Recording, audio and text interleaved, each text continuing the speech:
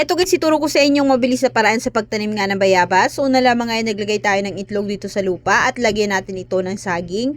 At pagkatapos nga ay haluan lamang nga natin ito ng toothpaste at haluin lamang nga natin ito dito ng mabuti. At pagkatapos nga ay ito na nga ang gagamitin nating bayabas. Lagyan lamang nga natin ito ng toothpaste at ipahid natin at saka natin ilagay siya dito. Ayan. At sunod nga itabunan lamang nga natin ito ng lupa at diligan nga natin ito ng tubig at takpan lamang nga natin ito at antayin natin ng 18 days. So after 18 days nga yan, ito na nga siya. So tara, bunutin muna nga natin ito dito sa lupa. At ayan nga, 'di ba? So nagkaroon na nga ito ng ugat. So bago nga natin ito ilipat ng lupa, maglagay muna nga tayo dito ng sweet potato at pagkatapos lagyan natin ito ng mansanas. At pagkatapos nga natin ito ilagay, maglagay lamang nga tayo dito ng balat ng itlog at saka natin ilagay itong pinatubo nating bayabas na hindi nga nabulok at tabunan lamang nga natin ito ng lupa at pagkatapos diligan nga natin ito ng tubig. At pagkatapos lamang nga iantayin lamang nga natin ito ng 6 months. So after 6 months nga, ayan, ito na nga ang kanyang mga bunga.